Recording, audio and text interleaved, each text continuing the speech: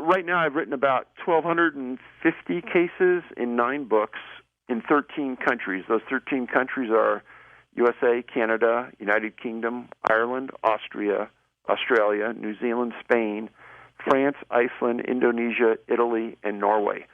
And the top ones being USA, Canada, UK, Australia.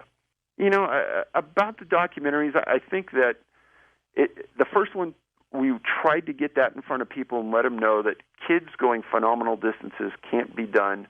That was to give people an indoctrination that this is an unusual phenomenon. The second one was hunters being armed in the woods, usually knowing their area upside down and backwards, getting lost and not being found is not normal. And nobody hears gunshots, right? And there you go, George. A lot of people don't know this, but apparently you do.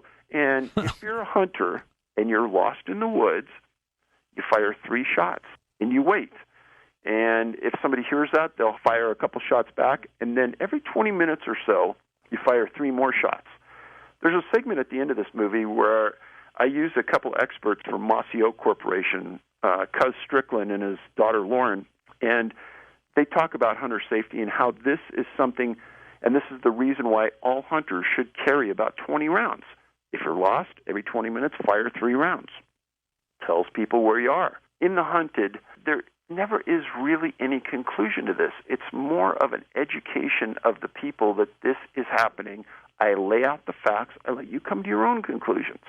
And in the 60 videos I now have on our YouTube site, I kind of go through these different cases, and I talk about the different aspects of each one. Like, some people think it may be an animal that did it. Well, then I explain that one of the things we do at the front end is we vet out all animal predation cases.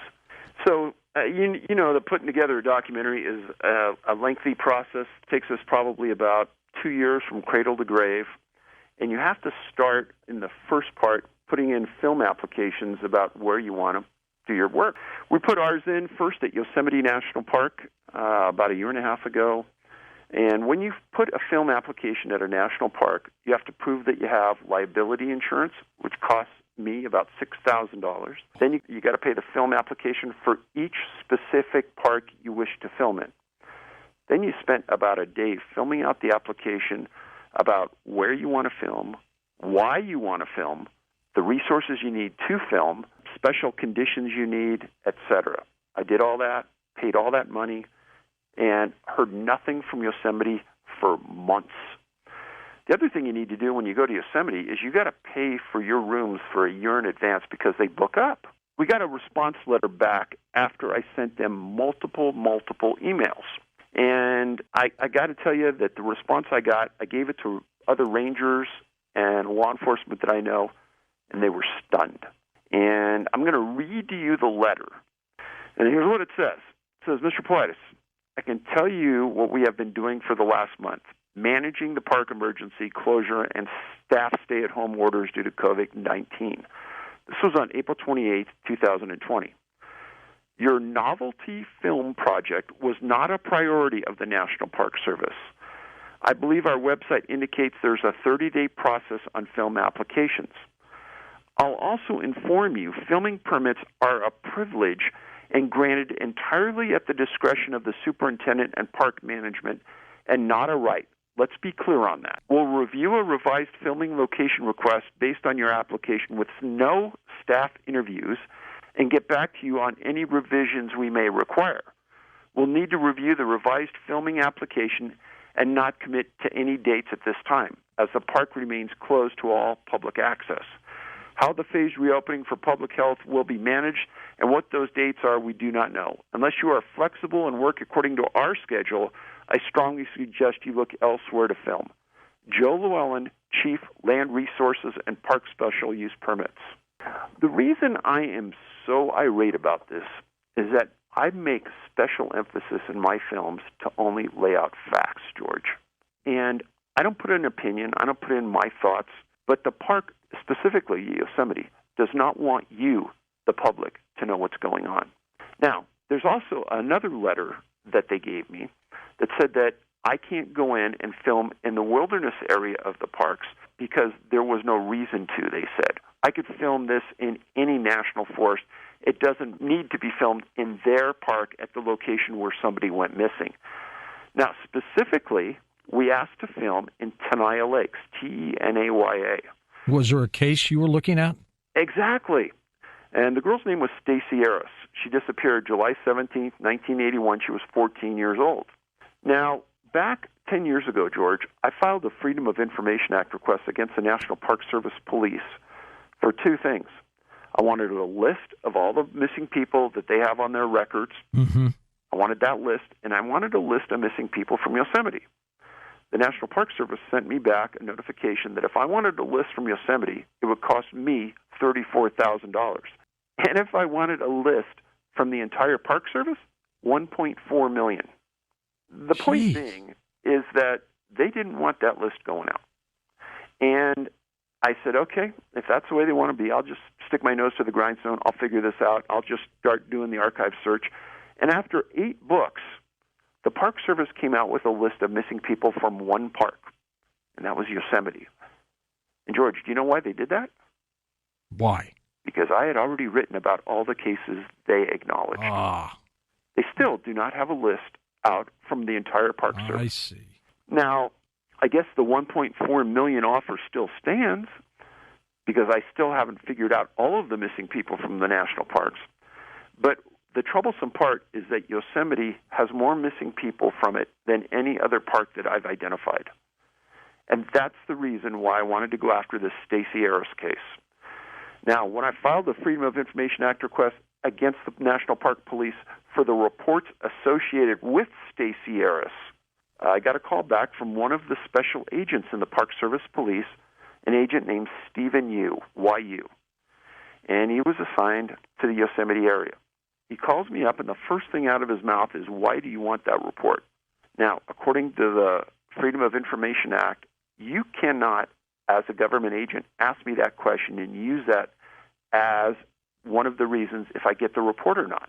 And I acknowledged that to him, and I said, why are you asking me that? You can't use that as a definitive answer about why you approve it or disprove it. He goes, oh, no, we already decided you're never going to see this case. Let me tell you what the Stacy Harris case is. So July 17th, 1981, her and her dad took a commercial trip on horseback, licensed by the Park Service, on an outfitter from a trailhead to a place called Tenaya Lakes Cabins. And they got to their cabin. She changed. She took her camera. She told her dad, hey, I'm going to walk over to this point right here with this 80-year-old man, and I'm going to take some pictures. Her dad goes, yeah, go ahead. And everybody there is watching. She walks over to this point. The man sits down. She takes a few pictures. And then by herself, they see her walk down this granite ledge towards this lake. And she walked into a tree line around the lake and disappeared. She was never seen again. It's a very gradual walk. She obviously got down near the lake and then just vanished. Giant search, weeks. And they find the lens cap to her camera on the ground right where she had disappeared. Nothing else. So the Park Service has released maybe 4 or 5 worthless pages of photographs and things about this case, but they won't release the original report. And that special agent told me I'd never see it. Now, I did ask him, I said, is this any way associated with a criminal act? He said, no. I asked him, has anyone even looked at this case in 20 years? He said, I doubt it. I said, then if it's not a crime and it's just a missing person case, why not release it? So now we go to the film permit. Is I asked to go into this area at Tenaya Lakes on horseback on a commercial venture licensed by the park with myself, one videographer carrying what's called a Panasonic GH4, very small 4K camera, and just he and I would ride in with the rest of the public. No one would even know what we were doing there. They denied it. They said, you don't need to be in there and film this. You could film it anywhere. But, George, as a filmmaker, that's worthless to me. You want to see a film made where this person disappeared. Where it was, that's right. So they're not going to allow us. And after I got that denial letter, I sent them a follow-up email. And I said, this is the quote, why not approve the permit without the wilderness area approval? Or why not call us and ask us about our specific intent and see if we'd still be interested without the wilderness approval? by not communicating with us for the last month, keeping us completely in the dark, and then issuing a blanket denial, you have greatly inhibited our ability to work with you cohesively. We could be in this point of approval on this permit if you would just communicate. Can you please approve the permit without the wilderness area use and without forcing us to go through the entire permit process again? They wouldn't respond. I sent it twice. I've called them twice. They won't even acknowledge it. They told me I had to apply again. If I apply again, spend the money again, go through that process again, what do you think they're going to say? No. Exactly.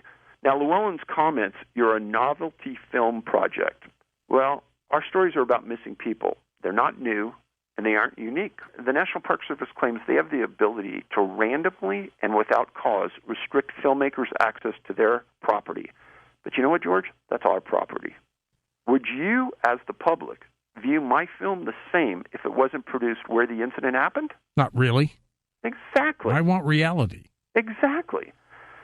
Now, since this all got started, I've met with, I think, 3 different special agents from the Park Service that have been retired or left. They specifically have stated that the Park Service is very afraid of people looking inside their work and pointing out their deficiencies. And I think that maybe a report written in the 1980s and the investigation and search done on Stacey Harris, maybe it wasn't a 10 out of 10. But there are things about that disappearance that don't make any sense to me. And by them blanketly denying it doesn't make any sense. Now, I know that other people have disappeared in Yosemite.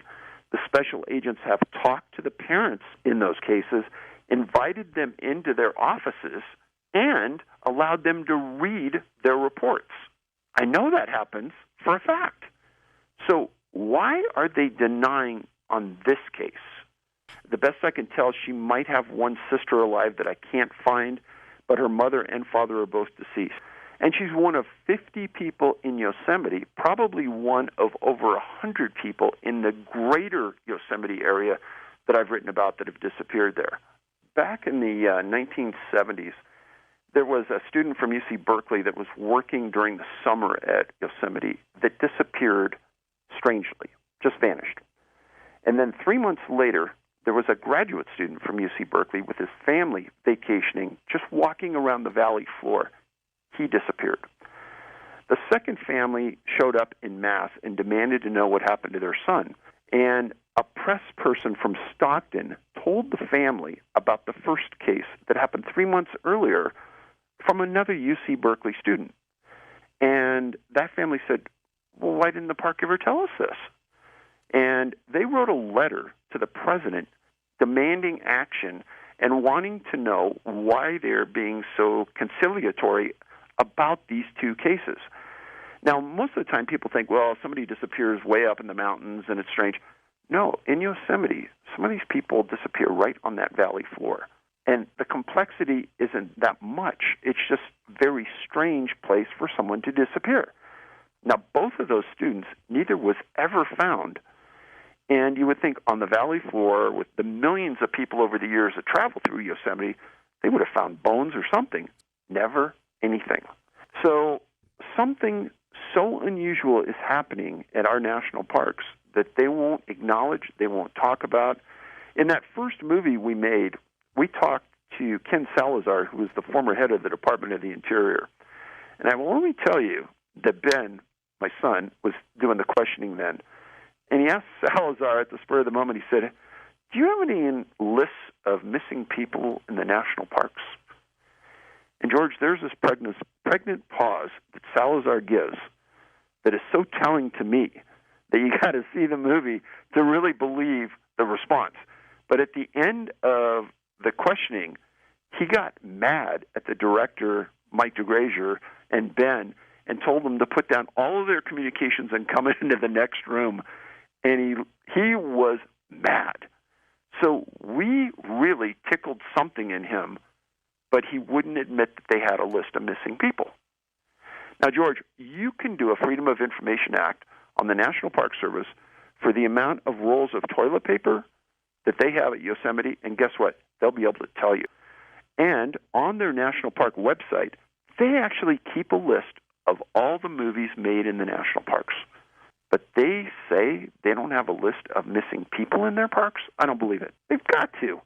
First of all, if you were the parent and your child went through the trauma of being missing, you would probably try to incubate them from the outside world for a while. Yes. And they wouldn't want to relive that. And I respect that greatly. And before I really got into this deeply, researching missing people, I went to a series of missing person groups, and I asked them, hey, where are the landmines in this arena? And they said, well, if you're going to write books and talk about the stories, do not proactively go out and search out these missing people, because they will believe that they were re-victimized by what you did. 2 or 3 years ago, when I was in the middle of investigating rural disappearances, several people came to me and they said, I know that you're one of those people out there that keeps an open mind and you keeps your spectrum open, but one of these days you're going to move from the woods, those rural areas, and you're going to come into the city because the profile points that you've identified on these cases, they're going to transition. You are just going to find it. It's just going to be a matter of time. Truth of the matter is I was so occupied with looking at people who have disappeared in the national parks and forests in North America that I was probably a bit taken by that statement, and I kept my mind open, and some things came along, and some people sent me some emails, and sooner or later I got to the point where I was looking at cases of college-aged men that disappeared under unusual conditions, predominantly in the Great Lakes region, but also along the East Coast area of the U.S., and there were some common denominators there that also reflected upon the disappearances we were looking at in rural areas. And after studying that for a year, the factors on that is that canines can't track the people to where they disappeared. They almost seem to disappear under the noses of their friends and family. Many, many times there's alcohol involved, and many, many times they're found in an area that had been searched sometimes 10 times. And this is the same profile points that happen in the rural disappearances. Now, one of the weird things is that many times when these people are found, the search and rescue people are never thinking criminal act. They're always thinking, my gosh, we found somebody, whether they're dead or alive, we found them and we can get closure. And they're not trained investigators, and usually when they're found, the body's turned over to the coroner. Yeah, they died in the woods, and that would be the end of it. Now, with cases in the water, bring an entirely different perspective on the way the body reacts to water, and there's certain things that the body does in certain periods of time in the water that it doesn't do on land, and they're readily identifiable. And after looking at a series of cases where there were secondary autopsies, and in some cases where the original medical examiner was honest and would face the consequences, say the person disappeared 7 days ago, the coroner would come out and say, well, they might have disappeared 7 days ago, but they've only been in the water for 2 days. And, George, this doesn't happen once or twice. This has happened many times. Over and over. And then, on top of that, many times the coroner comes back and says, yeah, we can't determine what caused the death of these people. And this has happened also in these rural disappearances. And when you try to stay confined to certain points that you've identified and you don't want to wander, then it excludes a lot of perimeter cases that we might have looked at, but the reality of it is that we're trying to stay to that straight criteria. Some other detectives were working on something similar to this, and they used the cases and they identified them as the smiley face killers.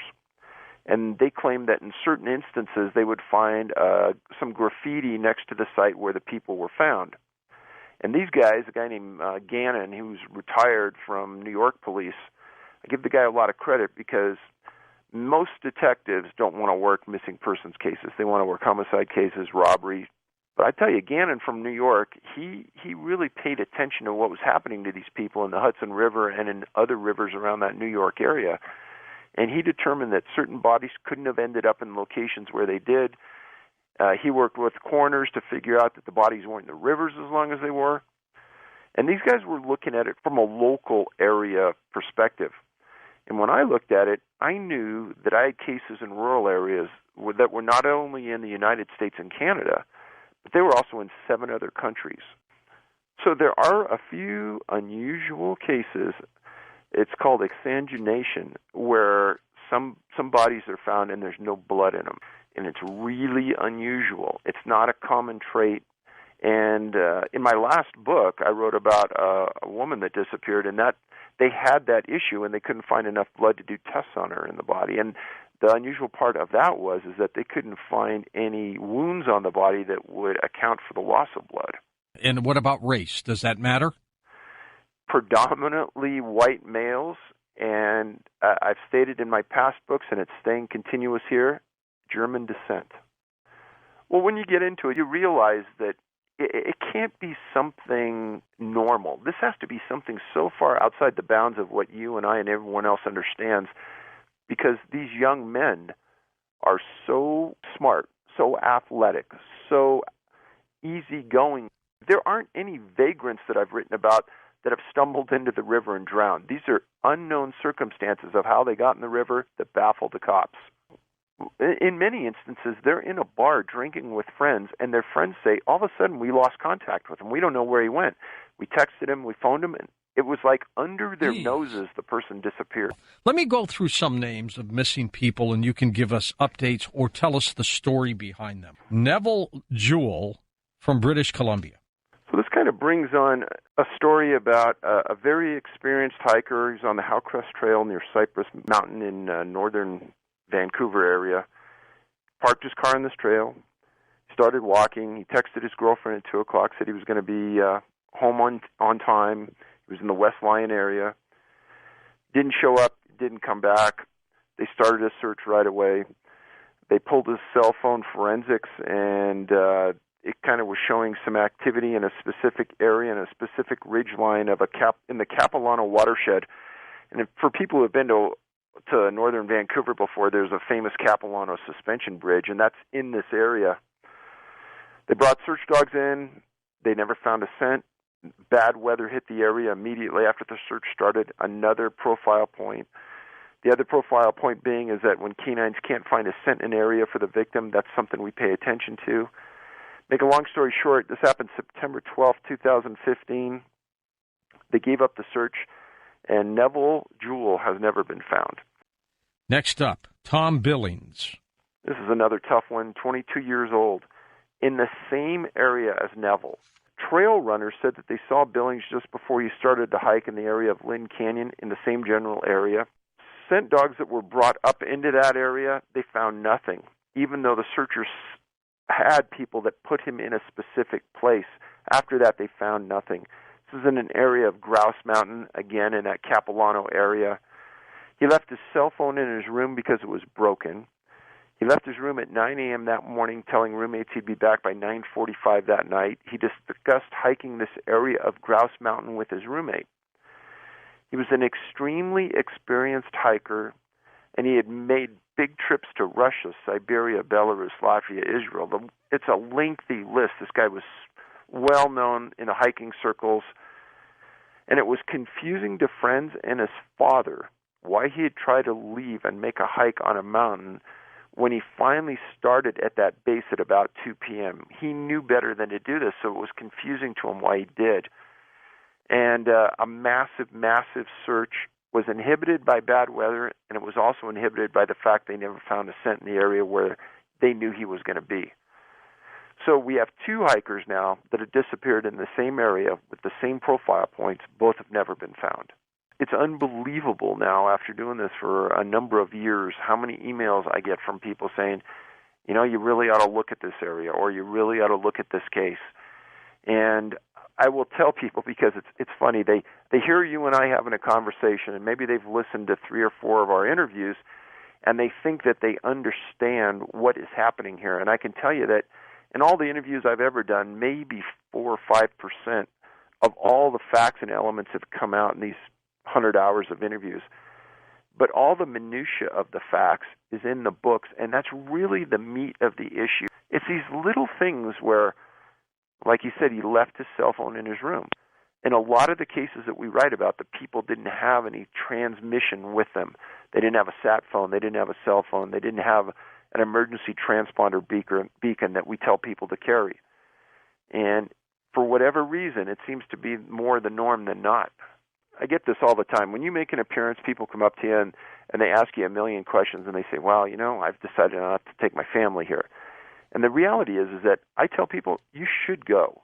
But just be cognizant that this isn't the safe haven that many have made the forest and the woods out to be, because it's unbelievable how quickly, especially a small child, can disappear even though you think they are in the immediate presence of you.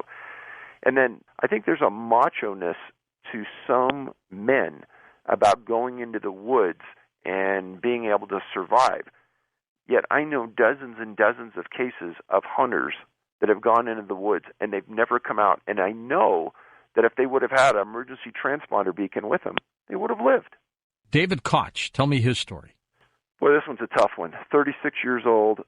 He disappeared May 25th, 2005, in the exact, and I'm talking the exact same area that Tom Billings disappeared 8 years later.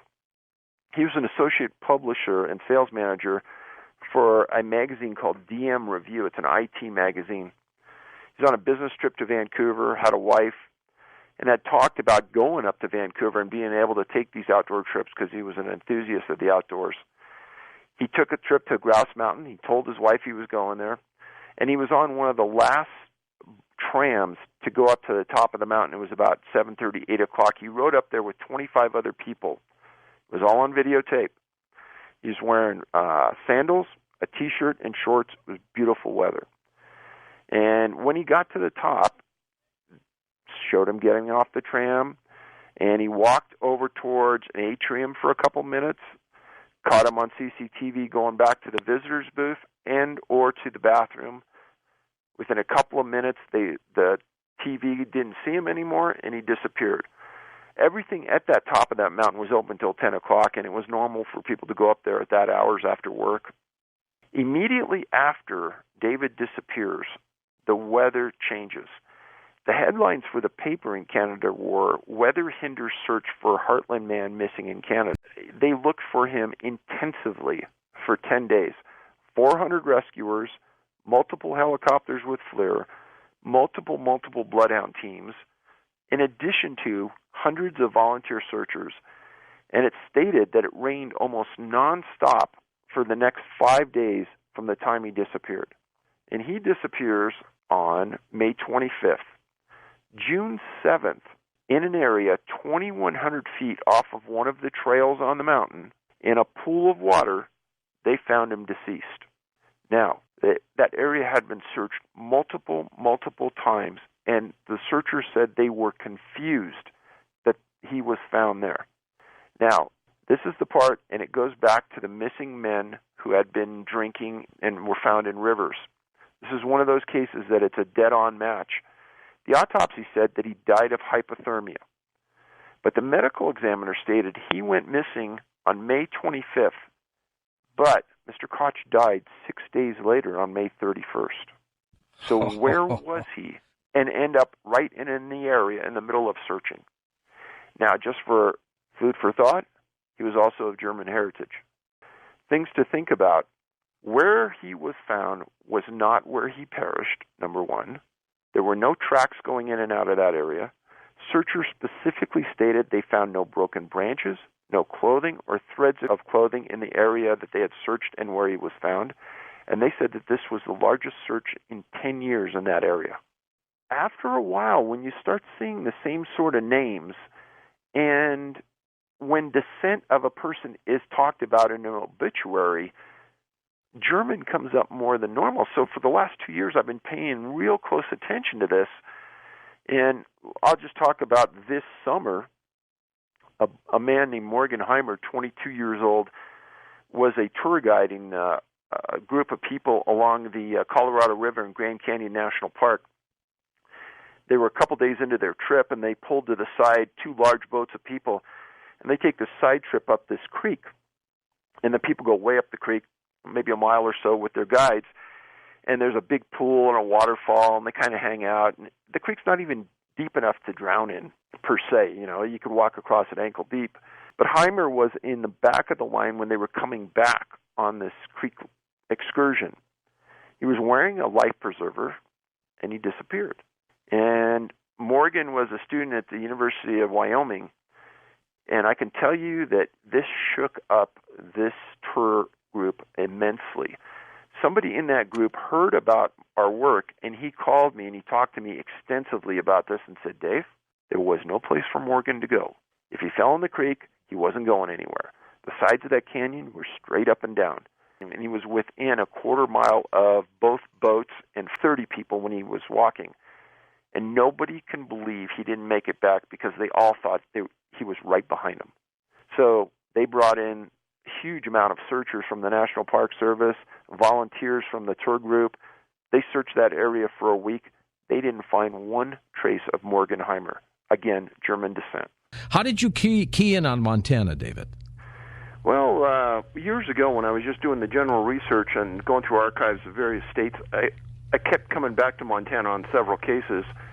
And then about a year ago I moved here, and I thought, well, this would be a pretty easy role for me. Since I'm here, I could kind of go to the locations, get an understanding of where these people disappeared, maybe do some videos, which I did do for our online page. And the more I got into it, the more I understood that there was really something unusual about the state.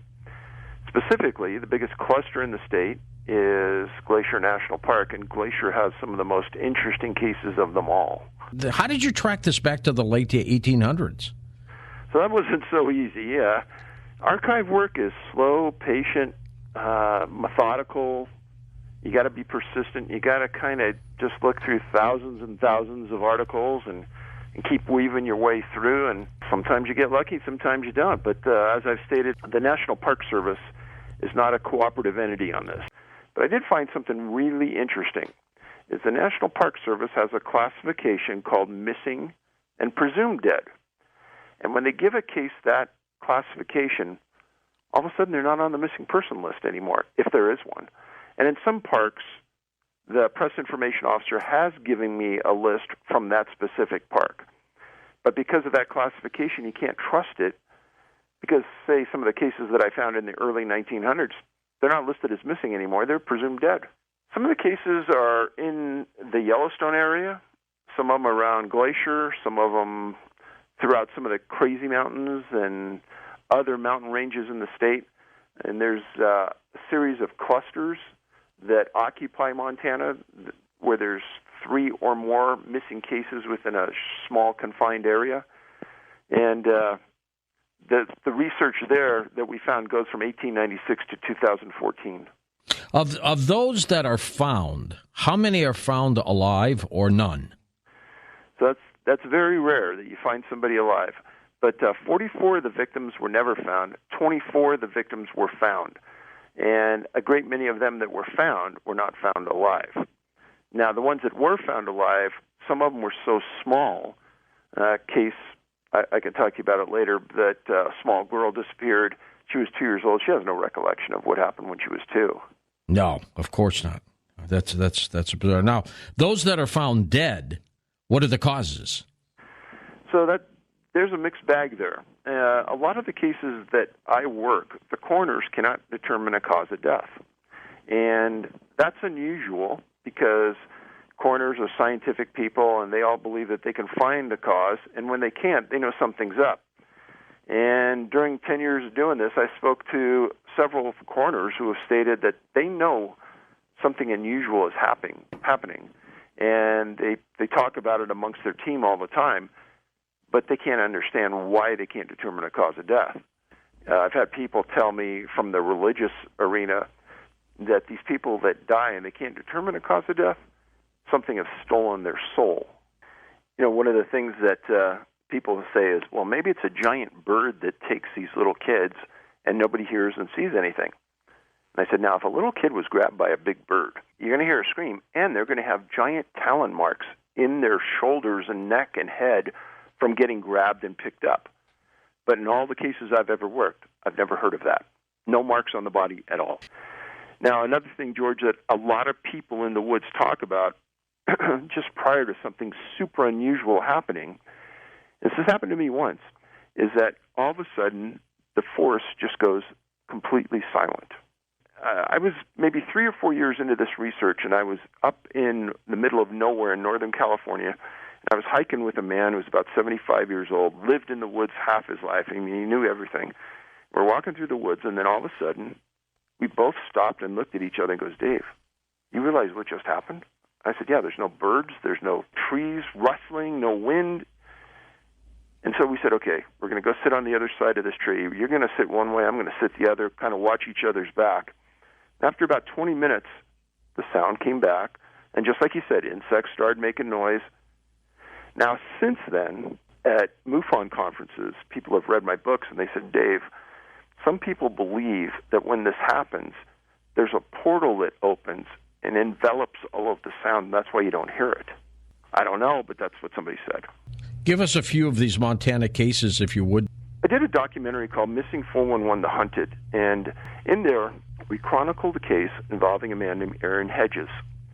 And Aaron disappeared September 7th, 2014 in the Crazy Mountains, about 15 miles north of Big Timber. Guy knew the woods like you and I know our own neighborhood. He'd been there many times. He had stashed supplies in certain portions of the woods, which hunters do. And he entered the Crazies from the western side on the Cottonwood Lake trailhead. And he was archery hunting, and his two other buddies were rifle hunting. And they used mules to pack their stuff in. The first odd thing that happened was, as they were going in with their mules, something spooked the mules, and they ran off, and Hedges lost a lot of his supplies, which wasn't a big deal because he had other supplies cached. All these guys are carrying radios, handheld radios, so they could keep in communication.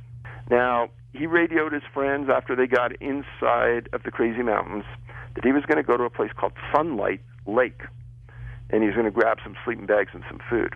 And he said he'd be back. Well, he never arrived back, and they weren't worried about him because he was a very rugged guy. He knew the wilderness back of his hand, and a lot of hunters are that way because they like to hunt alone. And so they thought maybe he was onto an elk. Well, some friends had tried to raise him on the radio the next day and still didn't, and still weren't that worried. And they went off, and his buddies found some elk, shot it. Make a very long story short, there was a delay there of several days until his friends got outside the wilderness, were able to get a hold of the Park County Sheriff. And the sheriff eventually got there a day later and came into the Crazies from the west side. And right in the middle of the Crazy Mountains is the borderline between Park and Sweetgrass County. Now, as Sweetgrass County comes in from the east going west, they find a water bladder and a filter and Aaron's boots sitting next to a fire pit with 18 inches of snow around him. Now, he didn't have a tent that they found, but they've got his boots now, they have a water bladder, and they have a water filter. And there's snow around the spot where they found these things. No Aaron. The SAR commander says, and this is now the sheriff of Sweetgrass County, and he says, Dave, we told ourselves, his body's within 100 yards. He has hypothermia, and he's dead. He's got to be. With all the snow on the ground, he can't go far in bare feet. Well, they're calling in a National Guard helicopter, and they've got FLIR looking for him, and they've got canines now that are looking for tracks in the snow. Here we go again. No tracks in the snow. No scent trail. No nothing. Well, they search for 2 weeks. They don't find him. Is there a time span here, David, for these cases?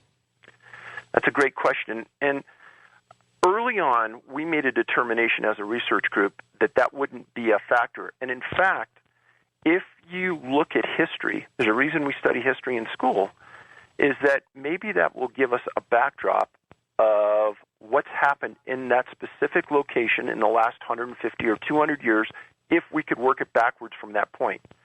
In many of the locations, we've gone back 120, 125 years and found the set of criteria that we have fit disappearances in that area during that span. For some reason, we can't explain this, berries are associated with the disappearance. The people come back eating berries. They disappear while they're picking berries, something like that.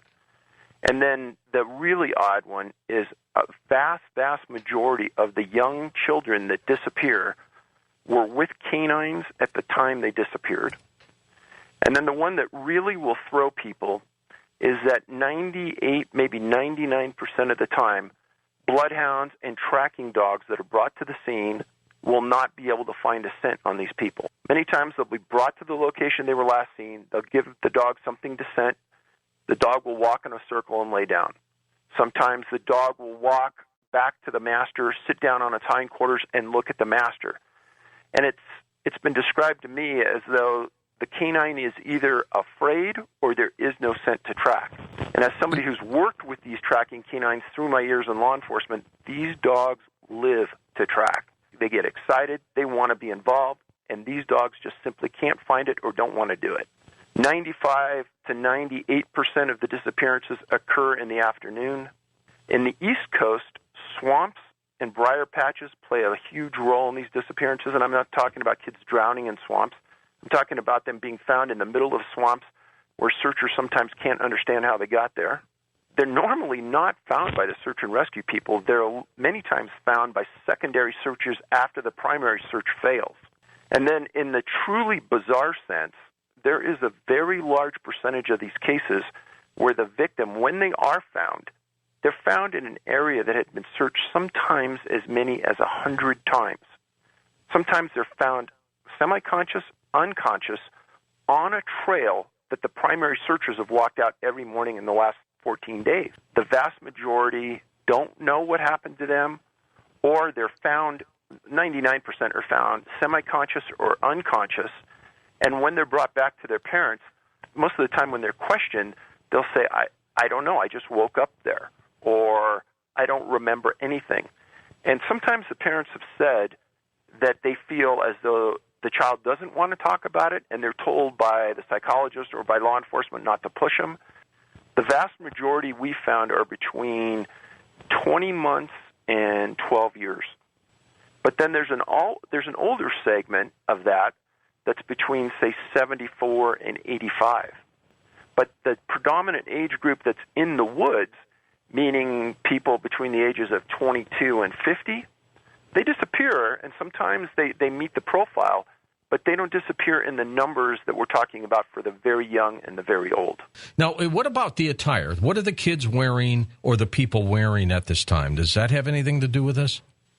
There is more bright-colored clothing associated with a disappearance than anything else.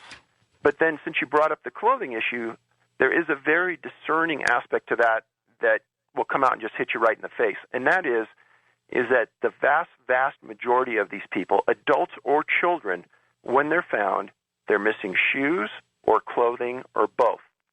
Now, let me premise this, that the people that are missing the clothing, in a vast majority of those instances, the clothing is found in a very short distance from where they disappeared, or when they're found, it might be a warm day, there's no issue of hypothermia, and the clothing is never found, and the shoes are never found. But the interesting part of this is that when the kids are found miles and miles and miles away without shoes, in the reports and in the doctor's statements afterwards that we've reviewed, there's never any statement about bloody feet or cuts on the feet that would be subsequent to that lengthy of a walk.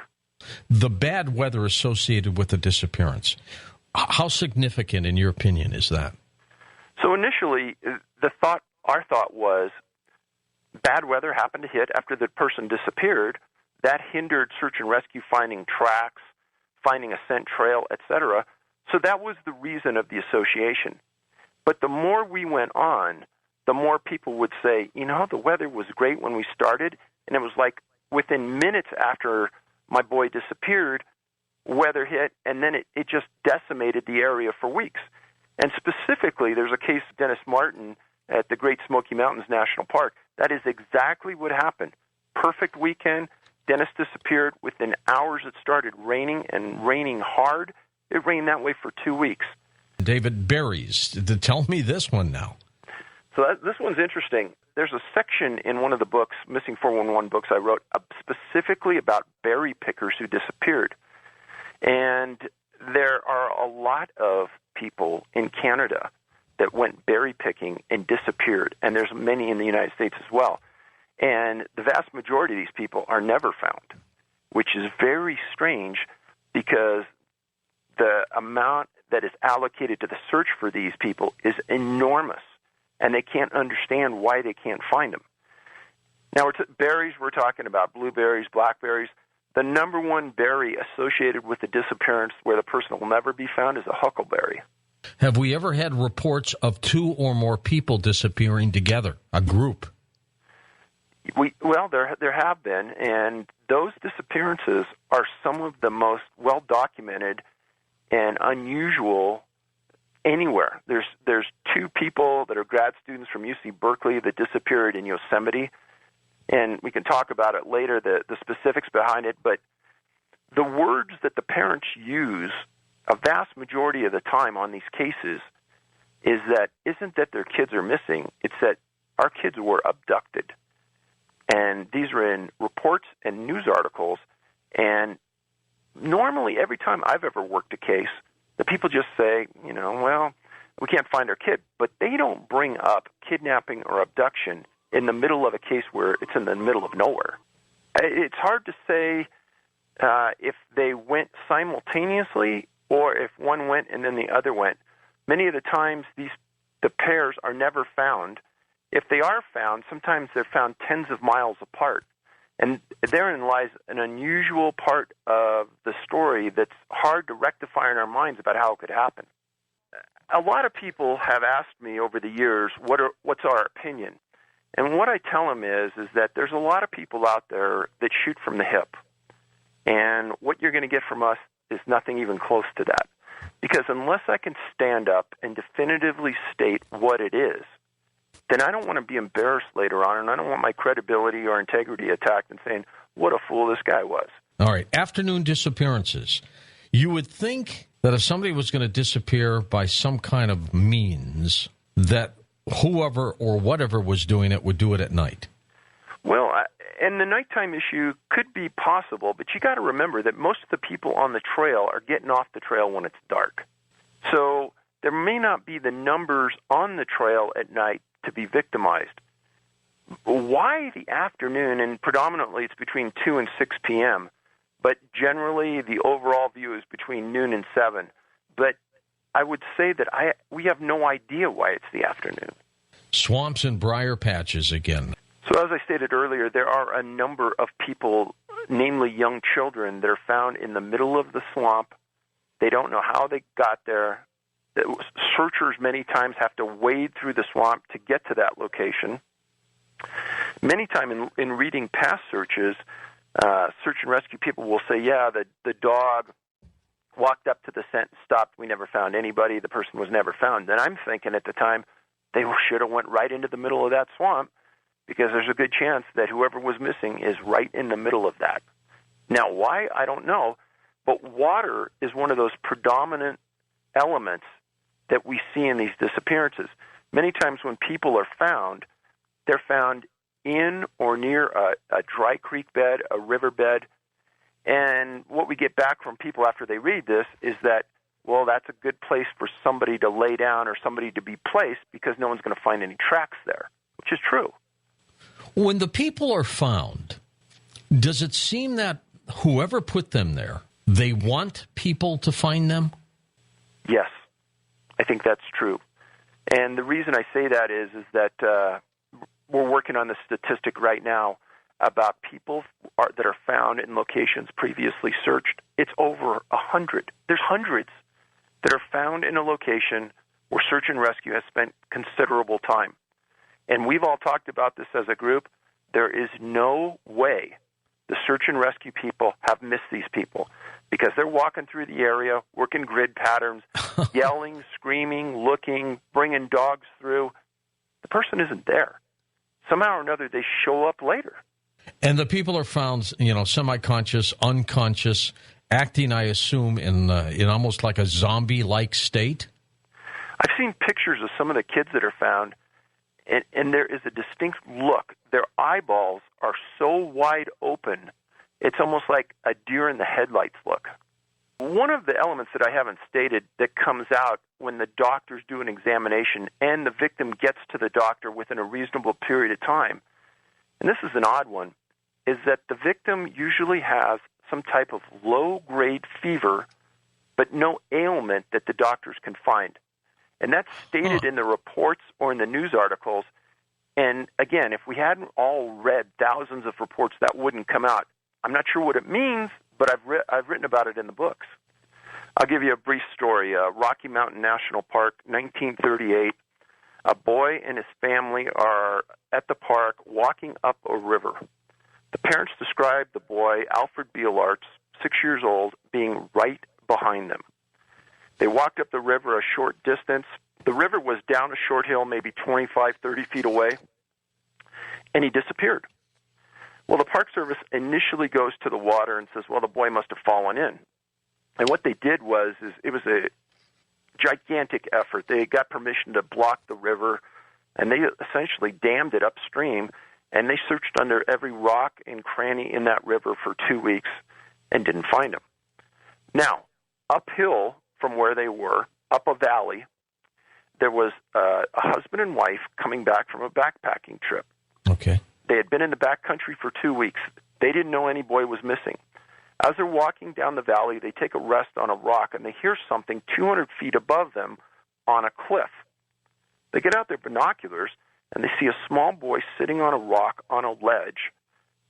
And they said, oh, my God, whoever the parent is, this kid ought to go to jail because that kid's in a bad area and dangerous. And they get upset, and anyhow, they put it away, and they walk down the valley, and they notice that there's 2,500 people all over the park basin. They don't understand what's going on, but there were searchers looking for Alfred.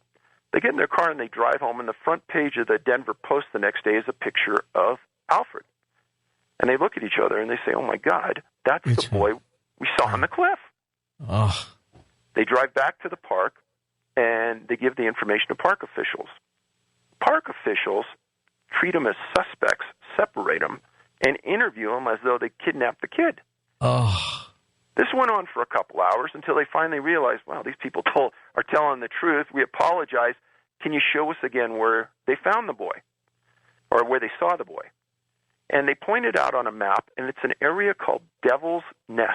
It's in an area that would take you and me, crawling on our hands and knees, a good solid day to get to. It's about 3,500 feet above from where he disappeared, and in an area really nobody goes to because it's godforsaken. They sent 20 park rangers with carabiners and pitons. They worked their way in there, and they looked for 2 days. They never found Alfred. He was never found.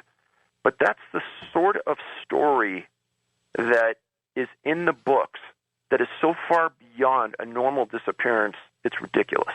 Yet they had him. They had him in their sight. They could have saved the kid at that moment, huh? Well, I don't think the people that saw him could have, because I don't think they, in their right minds, thought that they could ever get up into that location. See, I would have reported it right away. I would have said, there's a little kid up there. There's nobody around him. What's he doing up there? Oh, right, yes. They didn't think of doing that. No, I think, normal people that just kind of minded their own business and didn't want to get involved until they saw his picture in the paper. Probably thought his parents were up there watching him or something. I'm going to guess, yeah. This is strange. Does this scare you at all, knowing what you know? It does, because, let's say on the Beelarts case, when you start to look at that area under a microscope, there have been two other little boys that form a triangle in that region that have disappeared. Beelarts has never been found, and there's a second boy 14 miles away that disappeared under equally unusual circumstances that was also never found. And it's part of that Rocky Mountain National Park cluster of disappearances. And it disturbs me because I think that the Park Service has got to know this is going on, and they're not telling the public.